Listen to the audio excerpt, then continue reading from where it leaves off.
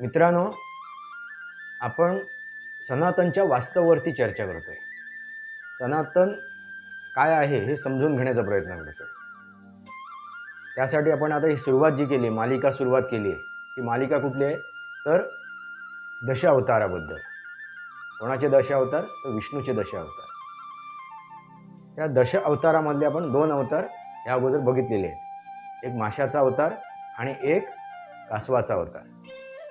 आता आपण तिसऱ्या अवताराकडे वळणार आहोत. तिसरा अवतार तो म्हणजे वराह म्हणजे डुक्कर या अवताराकडे वळणार आहोत. त्याच्यावर आपण चर्चा करणार आहोत. हा अवतार घेण्याच्या मागचा पौराणिक कथा काय आहे की हिरण्यक्षक राक्षस याचा वध करण्यासाठी, या दैत्याचा वध करण्यासाठी विष्णूने हे अवतार घेतला, असं एक पौराणिक कथा आहे. आपण पौराणिक कथेत नाही जाणार आहोत, आपण याचं वास्तव समजून घेणार आहोत. हा जो सनातनचा सिद्धांत आहे तो आपण समजून घेतोय. सिद्धांत ही थ्योरी ही समजून घेतोय. सृष्टी निर्मितीची थ्योरी, सृष्टी निर्मितीचा सिद्धांत. आणि ह्याबरोबर एक आपण गोष्टही ऐकणार आहोत. एक गोष्टही मी तुमच्यासमोर ठेवणार आहे, थरारक गोष्ट तुम्हाला सांगणार आहे. ही आहे मुंजाची. मुंजा.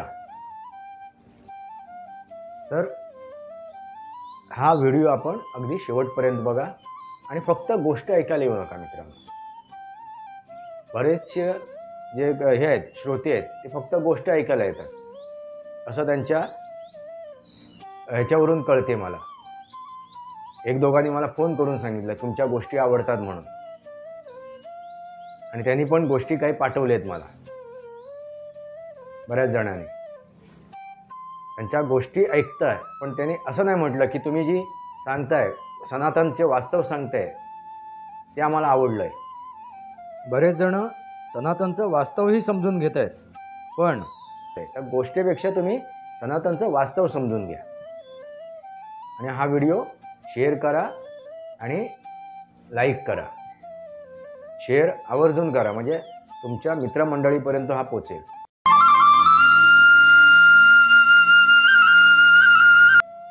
नमस्कार मित्रांनो, सनातनी वास्तव या माझ्या यूट्यूब चॅनलवरती आपलं सहर्ष स्वागत आहे.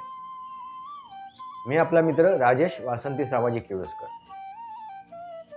मित्रांनो, आपण चर्चा करतोय, सनातनचं वास्तव समजून घेतोय. कशावर चर्चा करतोय तर सनातनचं वास्तव समजून घेतोय. आपण ह्या अगोदर 2 अवतार समजून घेतले. विष्णूचे 2 अवतार. आपण दश अवतारांबद्दल बोलतोय, म्हणजे ह्या सिद्धांताबद्दल बोलतोय. ह्या सिद्धांताबद्दल, सनातनच्या सिद्धांताबद्दल, सनातनची थ्योरी, सृष्टी निर्मितीची थ्योरी. सृष्टी कशी निर्माण झाली त्याची थ्योरी मी तुम्हाला समजून सांगतोय. आपण 2 अवतार समजून घेतले, एक माशाचा अवतार आणि एक दुसरा कासवाचा अवतार. आज आपण चर्चा करणार आहोत तिसऱ्या अवताराबद्दल. तो आहे वराह अवतार. वराह, ज्याला आपण डुक्कर म्हणतो, शुकर म्हणतो, त्या अवताराबद्दल आपण बोलणार आहोत. ह्या अगोदरचे 2 जे अवतार आहेत ते आपण समजून घेतलेले आहेत, तरीसुद्धा मी थोडक्यात त्याच्याबद्दल बोलतो, पुनरुच्चार करतो याचा. तर सुरुवातीला जी सृष्टी निर्माण झाली ती सृष्टी पाण्यापासून निर्माण झाली. पाण्यातून सुरुवात झाली. जलचर प्राणी आणि जलचर वनस्पती ही त्याची सुरुवात आहे. हा सिद्धांत आहे. पहिला जो जीव या धर्तीवर, या पृथ्वीवरती जन्माला आला तो पाण्यात जन्माला आला. जलचर प्राणी आणि जलचर वनस्पती. त्यानंतर त्याचं स्थित्यांतर घडलं. ते स्थित्यांतर काय आहे तर भूचर प्राणी आणि भूचर वनस्पती. भूचर प्राणी आणि भूचर वनस्पती. आता हे जमिनीवरही जगायला हवेत. जर जमीन उद्या निर्माण झाली तर त्या जमिनीवर ते प्राणी जगायला हवेत. त्यासाठी त्याचं स्थित्यांतर झालं. एखादी गोष्ट लगेच एका टप्प्यावरून शेवटच्या टप्प्यावर जात नाही, ती टप्प्याटप्प्याने पुढे जाते. त्यानुसार जलचर प्राणी आणि वनस्पतीनंतर जलचर प्राणी, उभयचर प्राणी आणि उभयचर वनस्पती यांची निर्मिती झाली. आता त्याला जमिनीवरती जगायचं आहे, भूमीवरती जगायचं आहे. जमिनीवरती आणि भूमीवरती जगायचं आहे. म्हणजे त्याला भूचर, आपण काय म्हणू, भूचर प्राणी आणि भूचर वनस्पती. मग त्यांना ती सवय झाली पाहिजे, फक्त जमिनीवरती जगायचं आहे. पाण्यातून बाहेर येऊन काय करायचं आहे, फक्त जमिनीवरती जगायचं आहे. मग तो कुठला प्राणी, भूचर आणि भूचर वनस्पती. हा त्याचा मागचा सिद्धांत आहे. मग असा डायरेक्ट सरळ त्या पाण्यातून बाहेर पडून तो डायरेक्ट जमिनीवरती जगायला गेला तर तो जमिनीवरती जगू शकेल का, सर्वाईव्ह करू शकेल का, आपलं जीवन व्यतीत करू शकेल का, त्याला ते सूट होईल का, तर नाही. लगेच तो पाण्यातून बाहेर पडून जमिनीवरती, सुक्या जमिनीवरती, ड्राय जमिनीवरती तो आपलं जीवन व्यतीत करू शकत नाही, जीवन व्यापन करू शकत नाही. म्हणून काय, डुकराचा अवतार म्हणजे वराह अवतार, शुकर अवतार हा दाखवला गेला. हे सांकेतिक स्वरूप आहे मित्रांनो, हे सांकेतिक स्वरूप आहे. पण विष्णू ह्या देवाला आपण तिथे मध्यस्थानी ठेवलेलं आहे. ह्या अगोदर आपण समजून घेतलेलं आहे. ब्रह्माने सृष्टी निर्माण केली, विष्णूने त्याचं पालन केलं, पोषण केलं आणि शंकराने त्याचा विध्वंस केला म्हणजे नष्ट केलं, मृत्यू. तर पालन पोषण करणारा म्हणजे, त्याचं संवर्धन करणारा म्हणजे, त्याचं संरक्षण करणारा म्हणजे कोण, विष्णू. म्हणून विष्णू अवतार आपण म्हणतो. आणि सगळे सांकेतिक स्वरूपात आहे, प्रतीकाच्या स्वरूपात आहे. कशा प्रकारे विष्णू होतेत का, तर नाही, ही ऊर्जा आहे. हे जे आपण म्हणतो ना, देव म्हणतो, ईश्वर म्हणतो, परमेश्वर म्हणतो, त्या ऊर्जा आहेत. त्या ऊर्जा कोणत्या आहेत, तर पंचमहाभूत. हे पहिले आपल्याला समजून घ्यायला पाहिजे. हे प्रत्येक वेळी मी सांगतोय.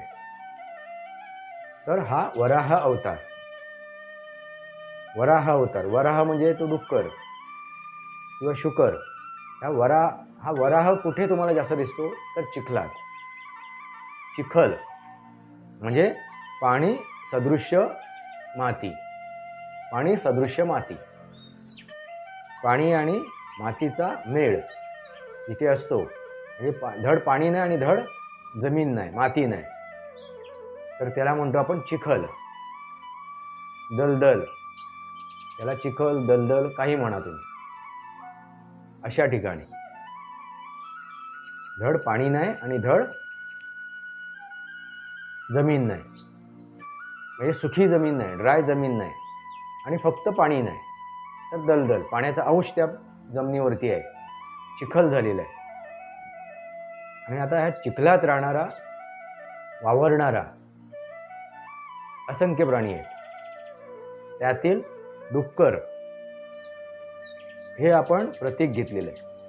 आणि ह्या गोष्टीमध्ये काय आहे, तर पृथ्वीला त्यांनी उचललं समुद्रातून. ह्या गोष्टीमध्ये काय आहे, तर पृथ्वीला उचललं समुद्रामध्ये.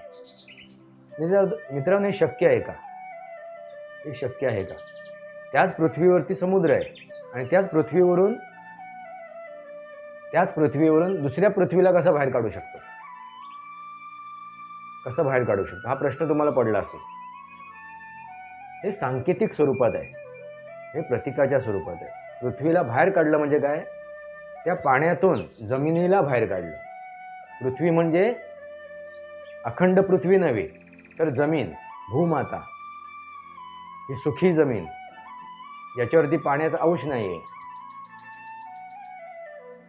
ज्याच्यावरती पाणी नाही आहे, अशा जमिनीला बाहेर काढलं.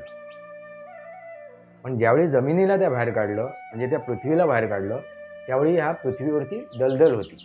म्हणजे जिथे भूभाग बाहेर आला, पाण्याच्या बाहेर आला, त्याच्यावरनं पाणी ओझरलं. पाणी लगेच निघून जाते का, वर्षानुवर्ष त्याच्यात पाणी मुरलेलं आहे, ते पाणी लगेच निघून जाईल का, नाही निघून जाणार. ते हळूहळू सुकणार आहे. हळूहळू ती ड्राय होणार आहे. मग तोपर्यंत काय होणार, तिथे चिखल असणार आहे. चिखल, दलदल.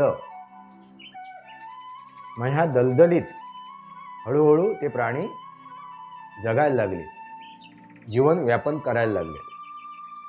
म्हणजे त्या प्रकारचे प्राण्यांची निर्मिती झाली, त्या प्रकारच्या प्राण्यांची निर्मिती झाली, त्या प्रकारच्या वनस्पतींची निर्मिती झाली.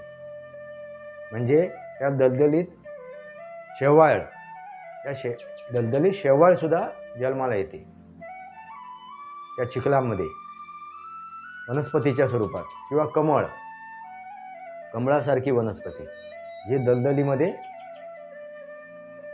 निर्माण होते, कमळासारखी. आणि डुक्कर, आणि डुकराला चिखलाची गरज आहे, त्या पाण्याची गरज आहे. तो जास्त वेळ सुक्या जमिनीवरती नाही राहू शकत, त्याला जाऊन त्या पाण्यात लोळावत लागते. पण त्या प्रकारे त्याची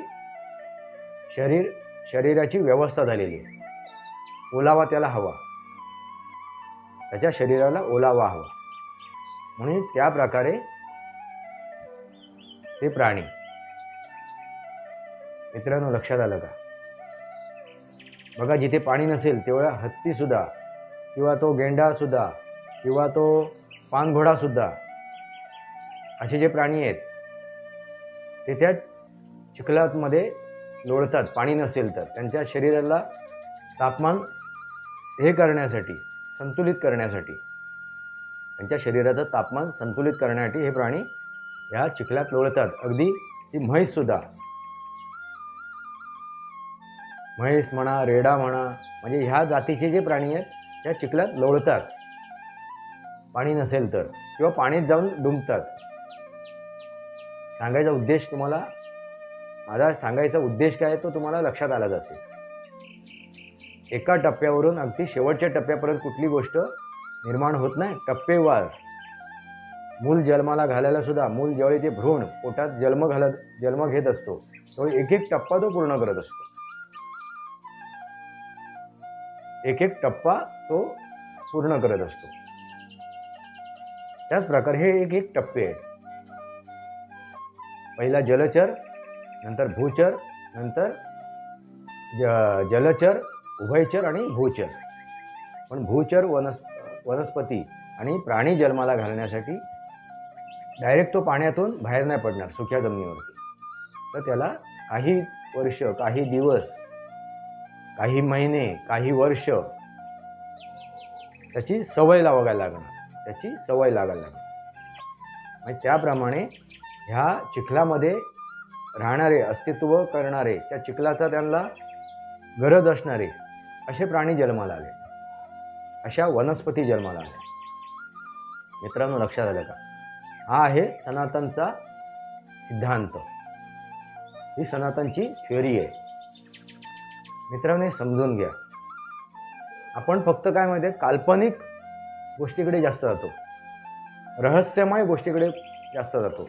रहस्यमय, काल्पनिक, थरारक अशा गोष्टी आपल्याला ऐकायला मजा वाटते, म्हणून ह्या पौराणिक कथा रचल्या गेल्या. पण ह्या कथेतून काय सांगण्याचा प्रयत्न केला आहे त्याच्याकडे आपण काय करतो, नजरअंदाज करतो, कानाडोळा करतो, डोळे बंद करून घेतो. हे दुर्दैव आहे. सनातन समजून घेण्यासाठी सनातनचा गाभा, सनातनचं वास्तव समजून घेणं गरजेचं आहे. ही आहे थ्योरी, हा आहे सिद्धांत. हा सिद्धांत तुम्ही समजून घ्या. आपण यापुढेही अशीच चर्चा करणार आहोत, आपण सगळे 10 अवतार समजून घेणार आहोत, म्हणजे 10 सिद्धांत, 10 टप्पे समजून घेणार आहोत, 10 टप्पे समजून घेणार आहोत. मित्रांनो, लक्षात आलं का? त्याचं स्थित्यांतर जे घडत गेलंय, एका टप्प्यापासून 10व्या टप्प्यापर्यंत जे काय स्थित्यांतर आहे, 10वा टप्पा अजून यायचा आहे. पण 9 टप्पे आपल्याला समोर आलेले आहेत, अगदी गौतम बुद्धापर्यंत. 10वा टप्पा म्हणजे कुठला आहे तर कल्की अवतार, तो अजून यायचा आहे असं म्हटलं जाते. त्यांनी जन्म घेतलाय असं म्हटलं जाते. ते काय आहे, त्यांनी जन्म कुठे घेतलाय, कसा घेतलाय, तेही आपण समजून घेणार आहोत 10व्या अवताराबद्दल. पण एका का टप्प्याने. हा तिसरा अवतार तुमच्या लक्षात आला असेल, हा सिद्धांत तुमच्या लक्षात आलाच असेल. आता आपण गोष्टीकडे वळूया. ही गोष्ट आहे मुंजावरती. मुंजा म्हणजे या प्रेतात्म्यामधला एक प्रेतात्मा मुंजा, त्याला मुंजा म्हणून संबोधलं जाते. अशा मुंजाबद्दल आपण बोलणार आहोत. त्याबद्दल एक गोष्ट मी तुमच्यासमोर ठेवणार आहे, सांगणार आहे. मित्रांनो, सनातनचा सिद्धांत तुम्हाला कळला असेल, त्याचे स्थित्यांतर कळले असतील. त्या सृष्टीचं स्थित्यांतर, निसर्गाचं स्थित्यांतर कसं घडत गेलंय ते तुमच्या लक्षात आलं असेल. तो सिद्धांत, ती थ्योरी तुमच्या लक्षात आली असेल. आता आपण वळूया गोष्टीकडे. त्या गोष्टीबद्दल आपण बोललो होतो. थरारक एक गोष्ट ती आहे का मुंजावरती. मुंज म्हणजे एका प्रेतात्म्याबद्दल, त्या प्रेतात्म्याला मुंजा म्हणतात.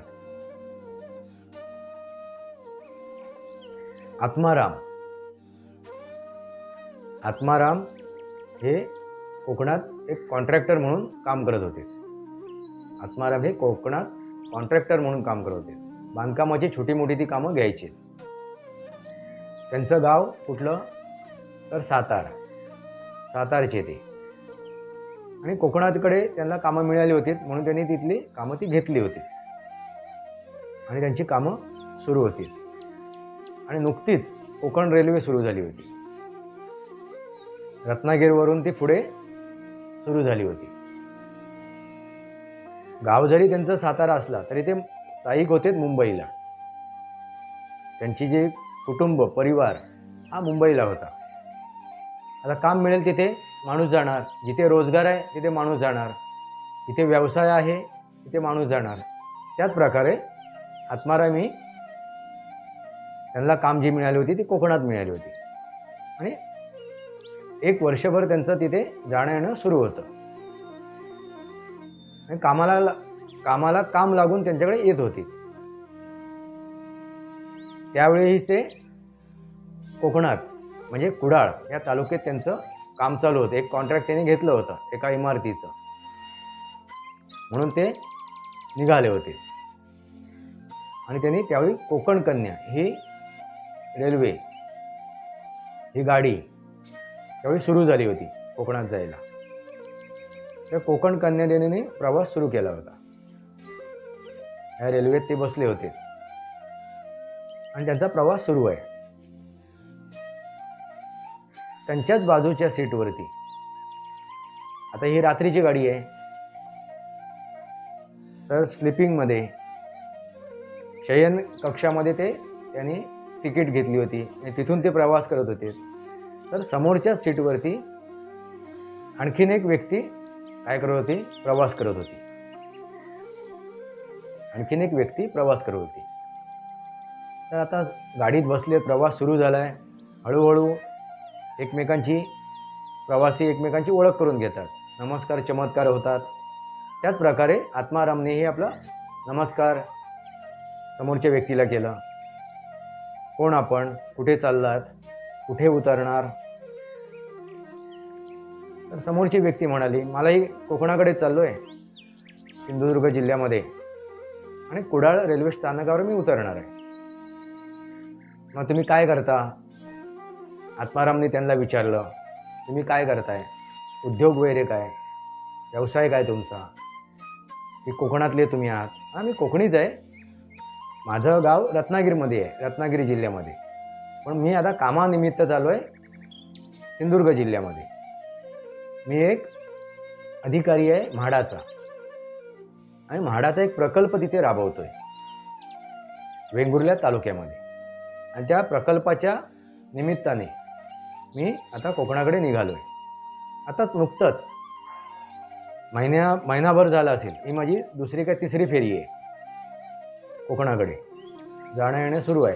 आता मग तुम्ही कुठे उतरता, राहण्याची सोय कुठे आहे तुमची? तर मी कुडाळमध्येच आता उतरणार, कुडाळमध्येच थांबणार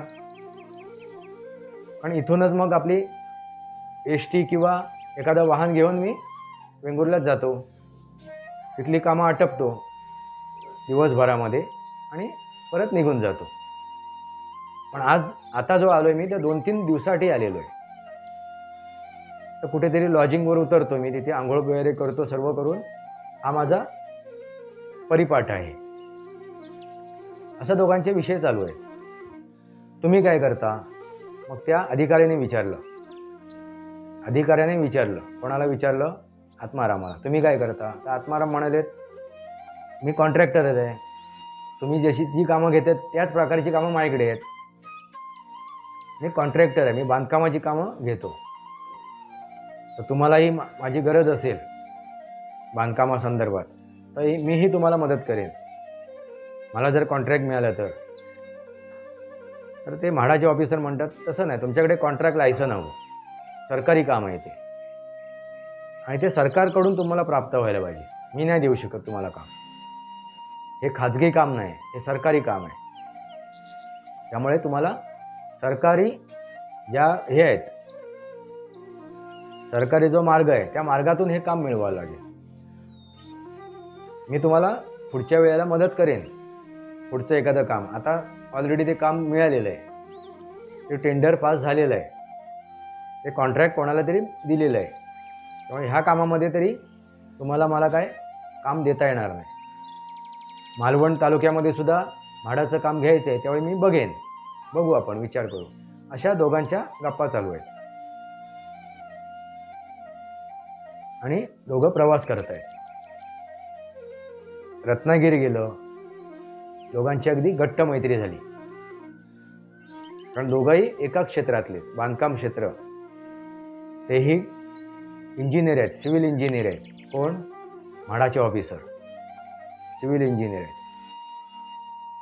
तर ते तिकडे देखरेख करायला चाललेत. काम जे घेतलेलं आहे, म्हाडाने काम घेतलेलं आहे, ज्या बिल्डिंगी बांधणार आहेत, ज्या इमारती बांधणार आहेत, त्याचं देखरेख, मॉनिटरिंग करण्यासाठी.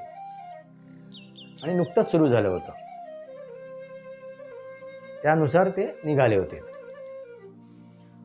रत्नागिरी क्रॉस झालं, दोघांची मैत्री अगदी घट्ट झाली कामाच्या निमित्ताने, आणि दोघांची कामं सारखी आहेत. मग आत्माराम म्हणाले त्यांना, तुम्ही असं करा, तुम्ही हॉटेलवर उतरू नका, माझ्या घरीच चला. माझ्या घर म्हणजे मी भाड्याने घेतलं आहे, रेंटवरती आहे. एक छोटासा बंगला घेतलेला आहे कुडाळ शहराच्या बाहेर, थोडंसं 1-1.5-2 किलोमीटरवरती. तिथे मी राहतोय आणि तिथून मी माझी कामं करतोय. तर आपण माझ्याबरोबर चला आणि मग तिथून तुम्ही तुमच्या कामासाठी निघून जा. तेवढीच आपल्याला एकमेकाचा स्नेह लाभेल, एकमेकाची साथ लाभेल. मी सुद्धा एकटाच असू तिकडे, माझं कुटुंब सगळं मुंबईलाच आहे. कामानिमित्त इथे येतो, कामं करतो, मुंबईला जातो, 2-3 दिवस राहतो, मुंबईला जातो. मला ते हॉटेल परवडणार नाही. कधी माझी फॅमिली येते, माझी पत्नी येते, आठवडाभर 15 दिवस राहते, माझी मुलं येतात, राहतात आणि निघतात. असं आमचं रुटीन सुरू आहे. तर तुम्ही चला माझ्यावर, मी एकटाच आहे. 1-2 दिवस तुम्ही थांबणार आहात म्हणताय, तर माझ्यावर राहा. की वेंगुर्ल्याला तुमची काय सोय झाली आहे का? तेवढं नाही, अजून मी कुठे सोय केलेली नाही आहे, करायची आहे. वेंगुर्ला तालुक्यामध्येच कुठेतरी सोय करावी लागणार, कारण काम तिथेच चालू आहे. हरकत नाही, म्हणलं चला मग. असं गप्पा मारत मारत ते कुडाळला उतरले आणि तिथून मग त्याने रिक्षा करून ते आत्माराम आपल्या घरी घेऊन आले, त्या बंगल्यावरती त्यांना घेऊन आले. पहाटे सकाळी 9-10 वाजले असतील, त्या दरम्यान ते कुडाळला उतरले. रात्रीचा प्रवास होता ना, तो रात्रीचा प्रवास होता. म्हणजे रात्रभर ते गप्पा मारत नव्हते. तुम्ही म्हणाल रात्रभर गप्पाच मारत होते का? कारण ती शयनकक्ष होतं. पण हे मी सांगितली तुम्हाला गोष्ट, त्यांनी सांगितल्याप्रमाणे.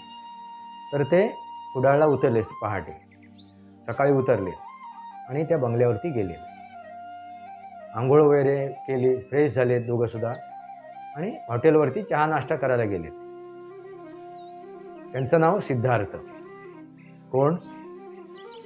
तर ते आत्माराम बरोबर जे म्हाडाचे ऑफिसर गेले होते, कर्मचारी, त्यांचं नाव सिद्धार्थ. म्हणजे आत्मारामने त्यांना विचारलं, अहो आपली एवढं बोलणं झालं पण मी तुमचं नाव विसरायला विचारलो, तुमचं नावच नाही विचारलं मी. आपलं नाव काय? एवढा प्रवास झाल्यानंतर मी आता विचारत होतो तुमचं नाव काय म्हणून. अरे मी पण सांगायला विसरलो तुम्हाला. माझं नाव आत्माराम, नाही सॉरी, माझं नाव सिद्धार्थ. माझं नाव सिद्धार्थ. अच्छा अच्छा, हरकत नाही. दोघांनी नाश्ता वगैरे केला, चहा पाणी केली. सिद्धार्थ म्हणालेत की मी इथूनच बस वगैरे करून वेंगुर्ल्याला जातो माझ्या कामासाठी आणि संध्याकाळी मी येईन शेवटच्या गाडीने किंवा त्याच्या अगोदरच्या गाडीने. मग आपण 1-2 दिवस मी तुमच्याकडे थांबेन, मी जोपर्यंत इथे माझं काम आहे तोपर्यंत जाऊन येऊन मी ते काम करेन, असं दोघांचं ठरलं. आणि दोघंही आपापल्या कामाच्या निमित्ताने आपापल्या मार्गाने निघालेत. 2-3 दिवस हे रुटीन चालू होतं. ते वेंगुर्ल्याने यायचेत, त्याप्रमाणे ते त्या दिवशी वेंगुर्ल्यावरून आलेत. संध्याकाळी दोघांनी मस्तपैकी जेवण वगैरे केलं. आत्मारामने जेवण बनवून ठेवलं होतं. त्या दोघांनी रात्री जेवलेत, गप्पा मारले, झोपलेत. असं 2-3 दिवस त्यांचं हे रुटीन सुरू राहिलं. 2-3 दिवसांनी सिद्धार्थ मुंबईकडे रवाना झाले, त्यांचं काम आटपून. आत्माराम तिथेच होते. नंतर आत्मारामही आपलं काम आटपून 1 आठवडा 15 दिवसानंतर मुंबईकडे यायला निघाले. मुंबईकडे काही कामं होती त्यांची. त्यांच्या पत्नीचा फोन आला म्हणून ते मुंबईला निघाले. मुंबईला आले. त्यावेळी मोबाईलचा जमाना नव्हता, मोबाईल नव्हता, लँडलाईन होतं. लँडलाईन होते, फोन होते. दोघांचे एकमेकांना नंबर मिळाले होते. मुंबईला आल्यानंतर आत्मारामने फोन केलं सिद्धार्थला, मी पण मुंबईला आलो आहे, तुम्ही कुठे आहात आता? ते म्हणाले मी आता कार्यालयात आहे, म्हाडामध्ये आहे. अच्छा अच्छा अच्छा, मग कधी परत निघणार आहात कोकणाकडे? ते म्हणाले 2-4 दिवसात निघायचं आहे, 2-4 दिवसात परत निघायचं आहे. हां मी पण निघणार आहे, मग आपण एकत्रच निघूया परत. आणि दोघांनी तो दिवस ठरला आत्मारामचा, कारण त्यांचा सरकारी दिवस आहे ना, तो ठरलेला दिवस आहे. यांचा काय प्रश्न नव्हता आत्मारामचा. म्हाडाचे जे ऑफिसर आहे त्यांचा ठरलेला दिवस, त्या दिवशी त्यांना निघायचं आहे. मग त्यांच्या ठरलेल्या दिवसानुसार आत्मारामही निघाले कोकणात जायला. 1-2-4 दिवसानंतर दोघांनी प्रवास सुरू केला. दोघं सिंधुदुर्गात आले. तेव्हा मग हे म्हणालेत, सिद्धार्थ त्यांना म्हणालेत की आता मला इथे राहायला लागणार, 2-3 दिवसांनी मला जायचं नाही आहे, 1 आठवडा 15 दिवस मला इथे थांबावं लागणार. त्यासाठी मी वेंगुर्ल्यामध्येच कुठेतरी जागा बघतो आणि एक घर घेतो, म्हणजे एक खोली घेतो. तुम्ही कसं एखाद्या छोटा बंगला घेतला तसं मीही बघतो. तर तुम्हाला जर काय माहिती असेल एखादा बंगला तिकडचा, एखादं घर, तर बघा. तर आत्माराम म्हणालेत की माझ्या ज्या संपर्कात आहे तिकडचे कामगार, त्यांना मी सांगतो, ते तुम्हाला सांगतील एखादा बंगला किंवा घर ते भाड्याने मिळवून देतील. ठरलं दोघांचं. आणि ते कुडाळला उतरले, कुडाळला पोचले. मग आत्मारामने आपल्या एका इकडच्या वेंगुर्ल्याचे जे त्यांच्याबरोबर त्यांच्याकडे जे कामाला होते कामगार, 1-2 सांगितलं की अशी व्यक्ती आहे, तर त्यांना घर शोधून द्या राहण्यासाठी भाड्याने, रेंटने. मग तिकडचे जे होते वेंगुर्ल्याचे, त्यांनी त्यांना एक घर शोधून दिलं, छोटा खानी एक बंगला. त्यांची व्यवस्था झाली, त्यांची ही व्यवस्था झाली. आणि हे रुटीन त्यांचं चालू आहे. आता अशा ठिकाणी त्यांचा काय लँडलाईन नंबर नाही आहे दोघांकडे सुद्धा. वीडियो पसंद है तो इसे लाइक कीजिए, सुरुवातीला लँडलाईन नंबर नाही आहे, शेअर कीजिए. पण आता तिथे कार्यालय स्थापन केलं होतं कसलं, म्हाडाचं. तर तिथे लँडलाईन नंबर त्यांना एक मिळाला. कोणाला? मुस्कुराते रहें. Thank you. सिद्धार्थ यांना. आता लँडलाईन नंबरवरनं ह्यांना कसा संपर्क साधायचा? कोणाला? आत्मारामांना. तर आत्मारामाने एक शेजारच्या घरातला एक लँडलाईन नंबर दिला की बाबा इथे शेजारचा एक बंगला आहे, त्यांच्याकडे लँडलाईन फोन आहे, त्या फोनवर तुम्ही संपर्क साधू शकता अर्जंट काय असेल तर. मग दोघांचा संपर्क त्या लँडलाईनवरून, त्या फोनवरून होत होता. असे दिवस चालू होते. दोघांची अगदी चांगली मैत्री झाली. महिने उलटले, तसे 1-2 महिने उलटले. एक दिवस काय विषय झाला की दोघंही सिंधुदुर्गात होते. तर सिद्धार्थने फोन केला की मी येतोय कुडाळला उद्या, तर तुम्ही मला भेटा बाजारात, कुडाळच्या बाजारात, आपण भेटूया. तर ठीक आहे, हरकत नाही. आत्मारामाने ठरवलं आणि ते दोघं कुडाळच्या बाजारात एकमेकाला भेटले. चहा पाणी वगैरे केला. तर सिद्धार्थ म्हणालेत, आता मी बरेच दिवस झालेत, 1-1.5 महिना झाला असेल इथे येऊन तुम्ही माझ्याकडे आलात नाहीत. मी तुमच्याकडे 2-3 दिवस राहून गेलो आहे, तुम्ही माझ्याकडे या, आपण एक पार्टी करूया. मी मस्तपैकी माझ्या नोकराला मटणाचं किंवा कोंबड्याचं मटण किंवा बकऱ्याचं मटण बनवायला सांगतो. आपण मस्तपैकी जेवण करूया, पार्टी करूया. तुम्ही दारू बिरू पिता की नाही? तर बाबा मी ओली पार्टी नाही करत, आत्माराम म्हणाले. मी दारू नाही पित, पण मी खातो सगळं, मांस मच्छी खातो, त्यामुळे तो प्रॉब्लेम नाही मला. मांस मच्छी खाऊ शकतो पण दारू नाही पित. सिद्धार्थ पण म्हणाले, हरकत नाही, आपण दारू पिऊया नको, पण मस्तपैकी मटणाची किंवा चिकनची पार्टी करूया आणि वेंगुर्ल्याचा समुद्रकिनारा फिरूया, मजा करूया. एक दिवस रजा टाका तुमच्या कामावरती, मीही रजा टाकतो. आपण मस्तपैकी वेंगुर्ल्याचा किनारा फिरूया, समुद्रकिनारा एन्जॉय करूया एक दिवस. नेहमीच्या रुटीनमध्ये आत्मारामसुद्धा कंटाळले होते. बरं ठीक आहे, हरकत नाही, चला एक मजा करूया आपण. त्यावेळेला त्यांच्याकडे गाडी होती. कोणाकडे? सिद्धार्थ यांच्याकडे. कार्यालयाने गाडी दिली होती भाड्याने. ती गाडी म्हणजे जीप. पूर्वीची जीप तुम्ही बघितली असेल, जी पोलीस खात्याकडे होती. जुने जे चित्रपट आहेत त्याच्यात ज्या जीप दाखवले जातात, अगदी त्या गुंडांच्या पाठी, चोरांच्या पाठी, दरोडेखोरांच्या पाठी ज्या जीप लागायच्या त्या जुन्या गाड्या, त्या प्रकारातली एक जीप त्यांना दिली होती आणि त्यांचा वैयक्तिक ड्रायव्हर होता. सगळी कामं त्यांनी आटपलीत कुडाळमधली दोघांनी सुद्धा. कार्यालय बंद झाल्यानंतर सिद्धार्थ यांचं काय काम नव्हतंच, म्हणजे सरकारी कार्यालय जी बंद झाल्यानंतर सिद्धार्थचं काम आटपलं होतं आणि यांचं काय पर्सनल काम होतं. त्यांनी आपल्या कामगारांना दुसऱ्या दिवशीची 2 दिवसाचं काम समजून सांगितलं होतं. एका दिवस जर वाढला, रात्री नाही येता आलं, तर दुसऱ्या दिवशीची पण कामं समजून सांगितली होती आणि निघायचं ठरलं. म्हणजे करता करता 3 सांज झाली होती. 3 सांज काळोख पडायला सुरुवात झाली होती आणि हाच महिना होता, नोव्हेंबर-डिसेंबर.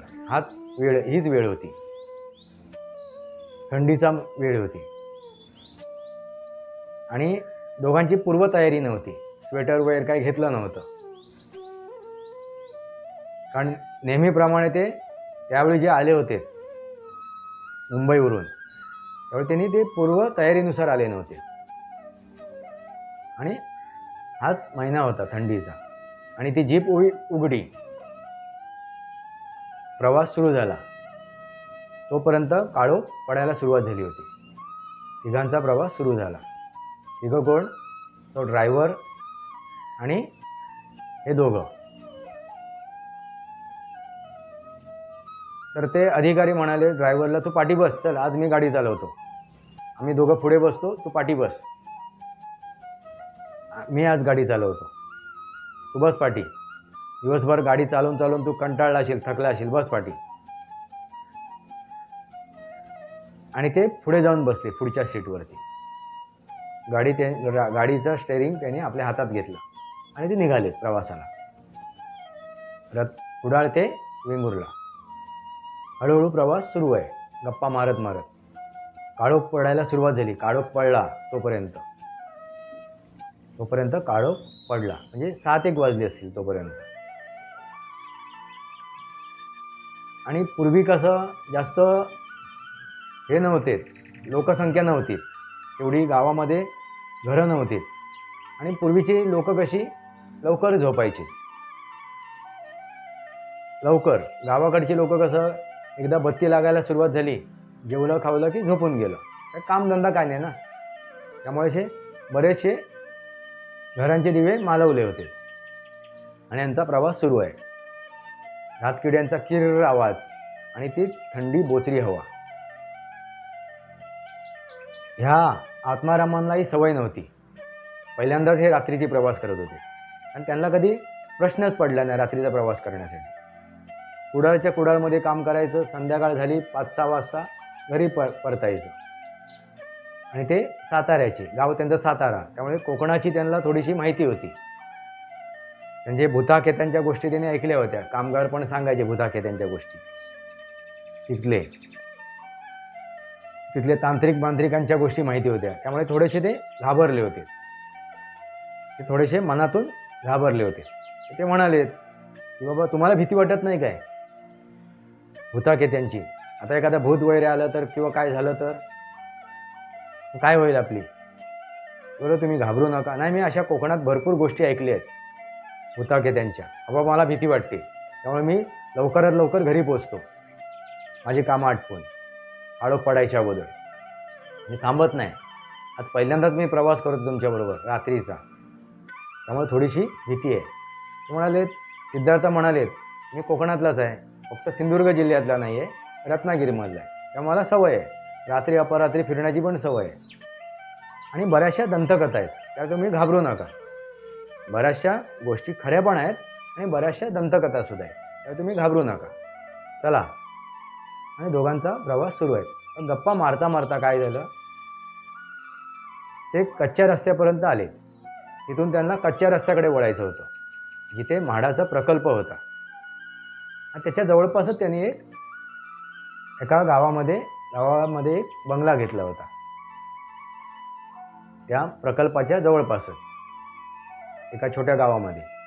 आणि त्यावेळेची खेडी सामान्य होती. छोटंसं घर घेतलं होतं, बंगला म्हणता येणार नाही, छोटंसं एक घर घेतलं होतं भाड्याने. तर कच्च्या रस्त्याकडे गाडी वळली. तिथून एक 4-5 किलोमीटरवरती हे घर होतं त्यांचं. पण गप्पा मारता मारता त्या ह्याच्यामध्ये छोटा रस्ता ना, मातीचा रस्ता, त्यावेळी काय प्रशस्त रस्ते नव्हते गावात जाणारे. तर गप्पा मारता मारता चुकून त्यांच्या गाडीचं चाक रस्त्याच्या बाजूला असलेली जी पाणी जाण्यासाठी जी व्हाळी असते, गटार केलेला असतो, त्याच्यामध्ये गेलं आणि गडबडले. गाडी एकदम डचमळली. आत्माराम तर एकदमच घाबरले, काय झालं आणि काय नाही झालं. आधी त्यांच्या मनात भीती आहे भूताखेत्यांची, त्या कोकणातल्या गोष्टींची. त्यामुळे ते आणखीनच घाबरले. गाडी एकदम डचमळली ना, पाय एकदम त्याच्यात गेल्याबरोबर. पाय म्हणजे चाक, गाडीचा पाय, चाक त्या ह्याच्यामध्ये गेल्यानंतर ती घाबरले एकदम. अरे घाबरू नका, काय झालं? अरे चुकून त्या आपल्या व्हाळीमध्ये गेली, गटारीमध्ये. रस्त्याच्या बाजूला जी गटारी असते, पाणी जाण्यासाठी जो हे केलं असते त्याच्यामध्ये. तर झाली पंचायत. आता ती गाडी काढणार कशी बाहेर? कारण ते एक 5-6 इंचाचा तो खड्डा, तो असा चरती, त्याच्यामध्ये ते पहिलं चाक उतरलंय खाली. आता गाडी काढणार कशी बाहेर? एवढी गाडी बाहेर कशी येईल? एकतर क्रेन पाहिजे किंवा आणखीन काहीतरी पाहिजे. बरेच जण लागतील ती गाडी उचलून बाहेर काढायला, कारण ती जड गाडी, त्या गाडीचं वजन भरपूर आहे. आता प्रश्न पडला, आपण इथेच मध्येच अडकलो. अजून 4-5 किलोमीटर आपल्याला पुढे जायचं आहे. गाडी इथेच ठेवू, आपण पुढे जाऊ चालत, असं आत्माराम म्हणाले. जाऊया हळूहळू चालत आपण, गप्पा मारत तिघं. टॉर्च आहे आपल्याकडे. तर सिद्धार्थ म्हणाले, थांबा जरा, बघूया आपण काही लघवी वेगवीला जायचं असेल तर जाऊन या. तो पण बघूया, काहीतरी काढूया मार्ग, गाडी घेऊनच जाऊया. अरे पण गाडी कशी नेणार? गाडी काढणार कोण इथून? एकतर त्याला क्रेन लावावं लागणार, उचलावे लागणार, किंवा बरेच लोक लागणार गाडी उचलायला. एकट्याने ती गाडी उचलली जाणार नाही, आपल्या 3 माणसांनी जमणार नाही ती. तर तुम्ही काळजी करू नका. तुम्हाला जर लघवीला वगैरे जायचं असेल तर जाऊन या. तर थोडासा थंडीमुळे पाणी वगैरे प्यायलं होतं, त्यामुळे लघवीला झालंच. म्हणलं ठीक आहे, मी जाऊन येतो बाजूला.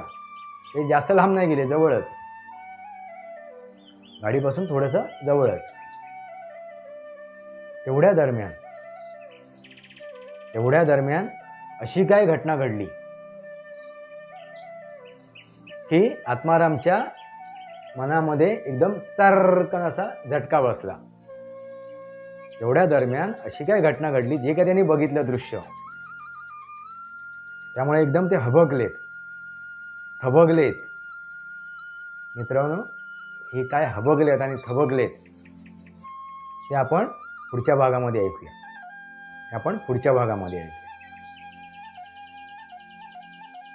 अर्धी गोष्ट आपण पुढच्या भागामध्ये घेऊया, कारण हा व्हिडिओ लांबेल.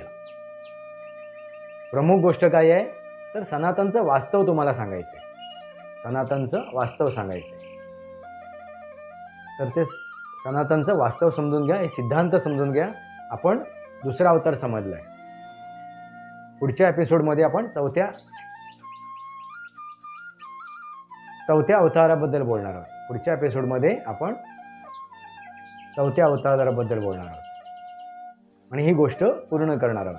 कुठली तर मुंजाची. आणि थबकलेत का ते समजून घेणार आहोत. सनातनी वास्तव या माझ्या यूट्यूब चॅनलला सबस्क्राईब करा, बेल आयकॉन दाबा. माझे विचार पटत असतील तर लाईक करा आणि आपले विचार कमेंट बॉक्समध्ये लिहा. आणि आपल्याकडे ज्या काय गोष्टी असतील, कहाण्या असतील, स्टोऱ्या असतील, तर ते तुम्ही माझ्या ईमेलवरती पाठवा. ईमेल ID मी डिस्क्रिप्शन बॉक्समध्ये टाकलेलं आहे. आणि ह्याच प्रकारे माझे आणखीन 2 चॅनल आहेत. एक आहे वास्तवावर बोलू काहीतरी आणि दुसरं आहे बोलायचं तरी काय. हे तिन्ही चॅनल तुम्ही सबस्क्राईब करा आणि त्यावरचे व्हिडिओ बघा आणि त्या व्हिडिओला शेअरसुद्धा करा आणि आपले विचार कमेंट बॉक्समध्ये लिहा. तुर्तास इतकंच. भारत माता की जय. वंदे मातरम. जय भारत, जय महाराष्ट्र, जय सनातन.